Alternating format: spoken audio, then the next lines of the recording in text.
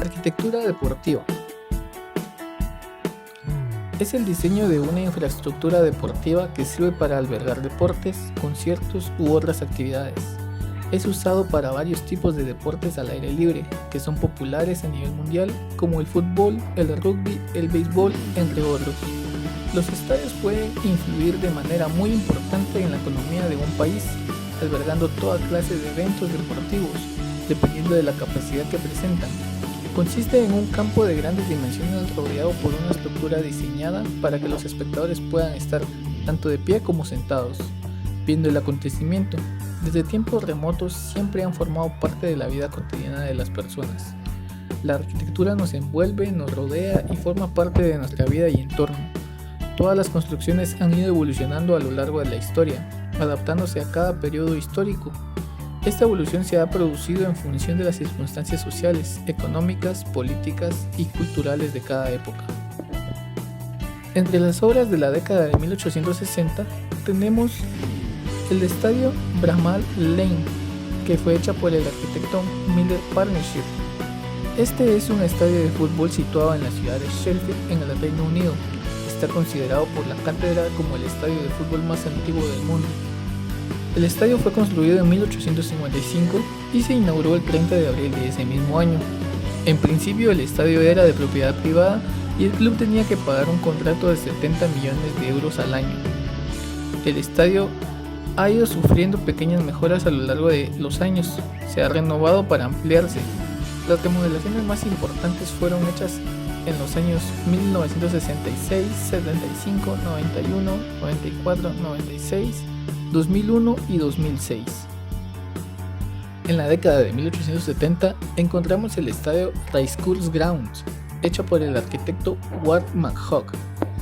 Este estadio cuenta con un récord en los libros Guinness como el campo de fútbol más antiguo aún en uso. Este venue se remonta a 1807. Impresionante, incluso si se tiene en cuenta que el primer partido de fútbol tuvo lugar de hecho en 1872. Antes de eso, como su nombre indica, fuera un estadio de carreras de caballos y también de cricket. En 1952 se construyó el primer stand de hormigón, el Spion Cup, que todavía se mantiene con cambios menores en la actualidad. Sin embargo, según los estándares de todos los asientos, a menudo está cerrado para los espectadores. Otras dos tribunas se construyeron en 1972, la principal, y en 1978 con la última incorporación en 1999. Desde 2006 hay planes para reemplazar el COP con una estructura nueva con asientos y cubierta. En la década de 1890 tenemos el Estadio Georgios, hecha por el arquitecto Stelios Agiostadis. El estadio lleva ese nombre en honor del capitán general del ejército griego, héroe de la guerra de independencia de Grecia, quien murió en combate en los alrededores de las batallas de Anatlatos. El estadio fue sede de los Juegos Olímpicos de Atenas en 1896, como el velódromo donde el francés Paul Moisson ganó 3 medallas de oro de ciclismo en pista.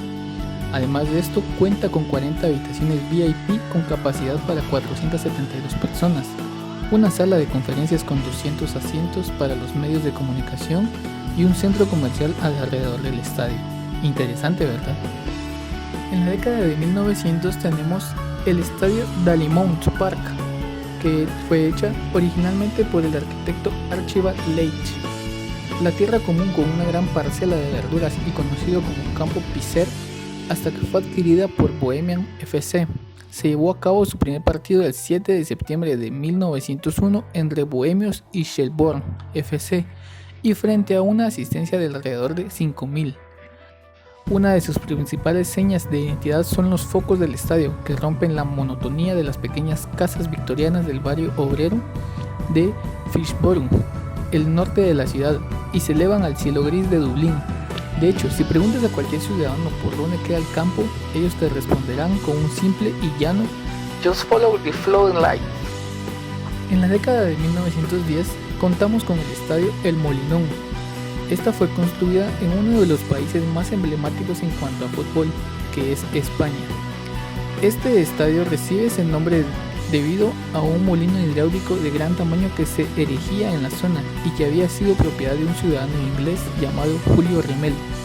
En el mismo se levantó posteriormente el Parador Nacional Molino Viejo. Este estadio fue construido por el arquitecto Jesús Morales en la década de 1920. Tenemos la obra diseñada por Tony Garnier, el estadio Gerland. Se comenzó a construir en el año 1913, pero se tuvo que detener debido al comienzo de la Primera Guerra Mundial. Se retomaron las construcciones en el año 1919 con la ayuda de varios prisioneros de guerras alemanas. Para el año 1920 el estadio ya estaba en funcionamiento. Originalmente el estadio no tenía áreas para asientos y ha tenido varias remodelaciones con el recorrer del tiempo. Siempre en la década de 1920 tenemos otra obra por el arquitecto Alberto Gugini, el estadio Giuseppe Meazza. Este fue construido en el año 1925 en el distrito de San Isidro, con el nombre que se le conocía anteriormente. El estadio se construyó para el Milan, pero desde 1947 también el Inter utiliza las instalaciones. En 1990, con la inversión de 80 millones de euros, devolvieron la Catedral del Fútbol al presente y acogió la Copa del Mundo. El Estadio Centenario pertenece a la década de 1930. Esta es una obra hecha por el arquitecto Juan Antonio Escaso. Es un estadio de fútbol que se ubica en el barrio Parque Barol de Montevideo, Uruguay. Fue sede de la Copa Mundial de Fútbol de 1930 y de los campeonatos sudamericanos 1942, 56 y 57, asimismo de la Copa América 1995, todos disputados en Uruguay y ganados también por Uruguay.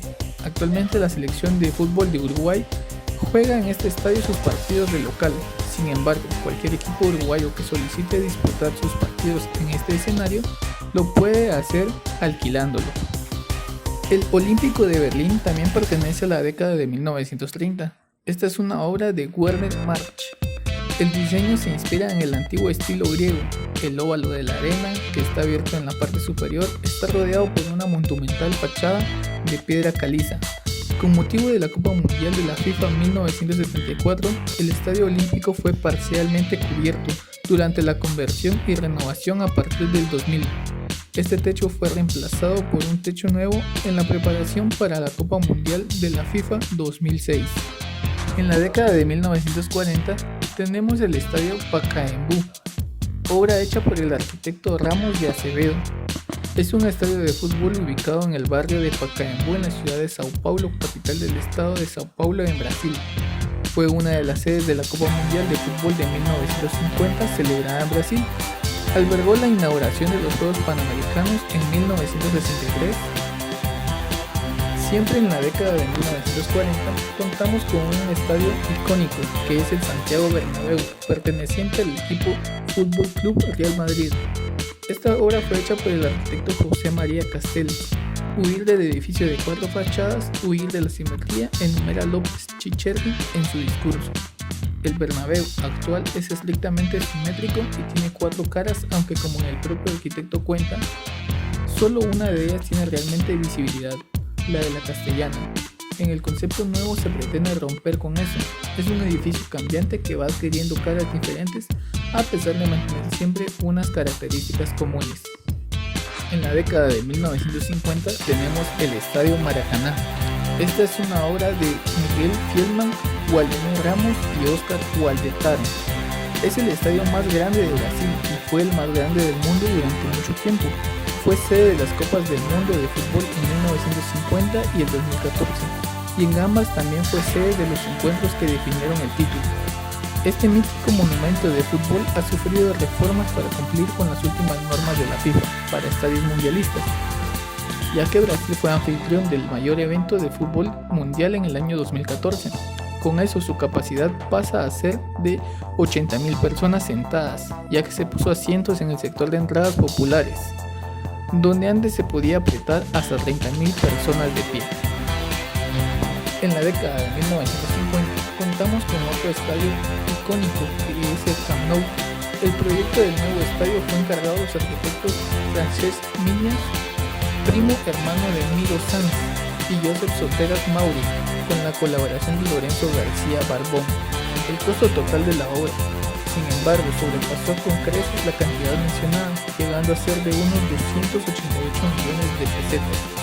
una cifra que se tuvo que sufragar en parte con las sucesivas emisiones de obligaciones hipotecarias. En la década de 1960 tenemos lo que es el Estadio Jalisco. Este fue inaugurado el 31 de enero de 1960 y ha sido sede en la Copa Mundial de Fútbol de 1970 y 1986. El estadio posee alumbrado, sala de prensa, tribunas, palcos, techo, establecimiento. El Estadio Azteca pertenece a la década de 1960. Es el único estadio que ha sido escenario de 2 finales de Copas del Mundo de la FIFA. Era una superficie rocosa producto de las erupciones del volcán Chitlé. En agosto de 1962, una superficie de 63.590 metros fue volada con explosivos. Diariamente trabajaron durante 24 horas 800 operadores, 35 ingenieros, 17 técnicos y 10 arquitectos. Se emplearon 42.000 metros cúbicos de concreto, 100.000 toneladas aproximadamente, así como unas 8.000 toneladas de varilla. Esta obra fue hecha por los arquitectos Pedro Ramírez Vázquez y Rafael Mijares Alcereca. Estadio Olímpico de Múnich. Pertenece a la década de 1970. El estadio fue construido para albergar los Juegos Olímpicos de Múnich en 1972 y con posterioridad fue sede de la Copa Mundial de Fútbol de 1974.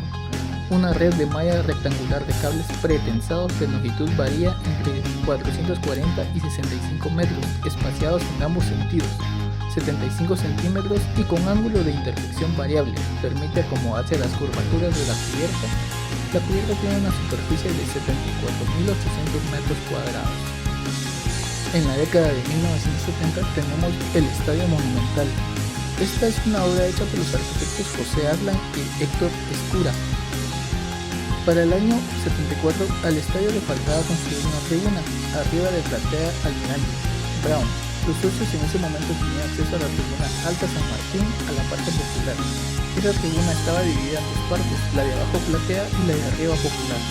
Esta tribuna popular en San Martín contenía no solo a los socios, sino a todos aquellos que querían concurrir al estadio en la entrada general.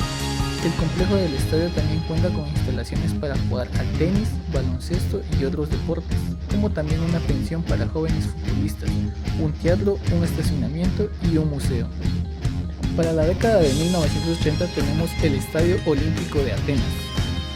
Esta es obra de los arquitectos Stout, G y Antikopoulos. Este estadio fue diseñado originalmente en 1979 y construido hasta 1980 y finalizado en 1982. Se completó a tiempo para albergar el Campeonato de Europa de Atletismo de 1982.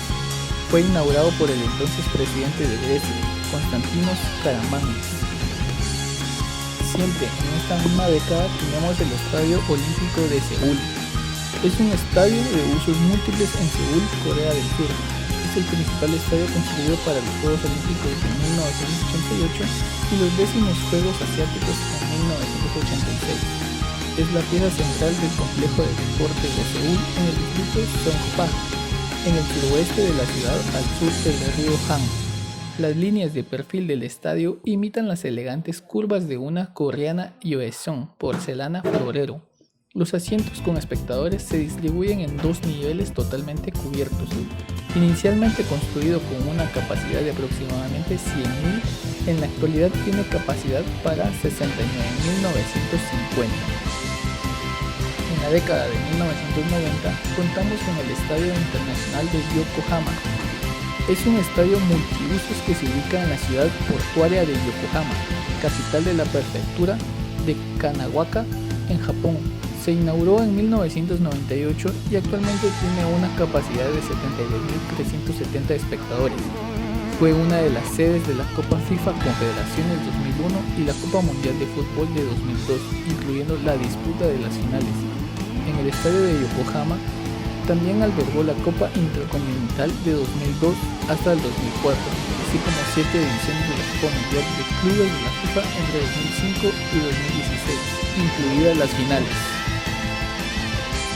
Para el año 2000 tenemos el Estadio Pequeño. Es el lugar del equipo de la Liga Nacional de Rugby de Gales y también ha sido escenario de partidos de la selección de fútbol de Gales.